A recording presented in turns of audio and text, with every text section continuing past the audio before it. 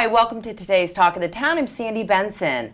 Happy Tummies of the Low Country's Holly Donaldson informs us how we can nourish ourselves to better health and how functional nutrition can support our bodies as a whole. Holly, welcome. Hi, thank you, Sandy. Nice to meet you. I think you want to talk a little bit today about diabetes and nutrition along with supporting or helping with the side effects of diabetes or prohibiting it. So let's talk about what should we eat to support healthy blood sugar balance. Okay, well, our bodies really like balance. That's really important. So what I recommend for people is to eat a diet full of real foods, foods that are found close to their natural state. So fresh vegetables, good quality proteins, and healthy fats, all in a good balance. And so, why do you think diabetes has become such a health epidemic in today's society? And it appears that, if I see the numbers correctly, there's been a extreme percentage hike over the last 10 years, and especially in children.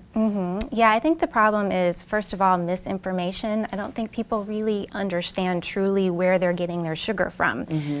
Refined sugars, obviously we know that those are going to spike our blood sugar, but refined carbohydrates are equally as spiking in blood sugar as well. Right. As soon as we put them in our mouth, they quickly start to convert to glucose.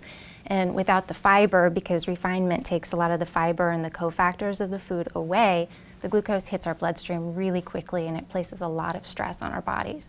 And stress on the organs and, Yes. and so on. And so, why are refined sugars and processed carbohydrates such a problem? And when you talk about processed carbohydrates, name a few. We're talking about your refined wheat, refined corn, and soy. These are very densely full of carbohydrates. Okay. When you refine them, pretty much you take away a lot of the cofactors that belong with the food that nature put there in order for us to be able to metabolize those foods properly in the body. So we are taking in more sugar than we really realize, and by the end of the day, our poor bodies just can't really keep up with it. Right, and they just can't process it. So Yeah. what are some common symptoms of blood sugar imbalance? Frequent thirst, frequent urination, feeling shaky or jittery in between meals, feeling sleepy in between meals. Those are probably the most common. Yeah. Fatigue. And so how does excess glucose then lead to diabetes?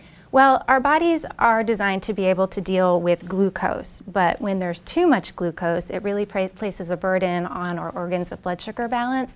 Specifically, we have cells in our pancreas that make insulin. That's their job. We need insulin to be able to get sugar into our cells so it can be converted into energy.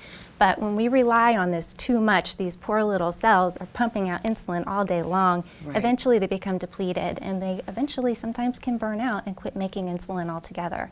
That's when you have the onset of insulin-dependent type 2 diabetes. Yeah, which is not what anybody really wants to be in a position of having having to take insulin in order to control the sugars. Right, right. So aside from food, what are some other preventative measures we can take to protect ourselves from developing diabetes? Because obviously nutrition is probably number one.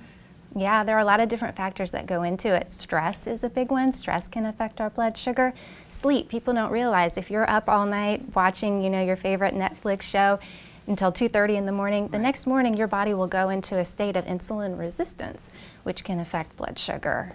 Toxic exposure is another big one. Inflammation, all of these things cause imbalances in the blood sugar. So if you're eating properly, healthy, are there other things that along with it can hopefully protect you from getting into that type of diabetic situation? Yeah, just taking care of your body as a whole. Mindfulness is also really important. And I just really stress a good balance. Our bodies like balance. We need healthy fats. We need quality proteins. We need good sources of carbohydrates, mainly the vegetables that grow above ground. Those are going to be your lower glycemic vegetables. Okay. Vegetables that grow below ground tend to have more starch. Our grains, of course, have a lot of carbohydrates in them too. Right. So, do you teach classes, or how do you inform people? I work with people one-on-one. Okay. So when they come to me, I ask them a lot of questions. Right. They get interrogated, and I really try to help link their specific health concerns with their food, so they get an idea on what's happening when they eat their food and how it's affecting their body individually, because everybody's different. Everybody is different. Yeah. So we'll have all your information on the screen. And thank you for joining All us right. today. A lot of Thank good you. information. We appreciate it. Thanks, Amy. And we'll be right back with Talk of the Town.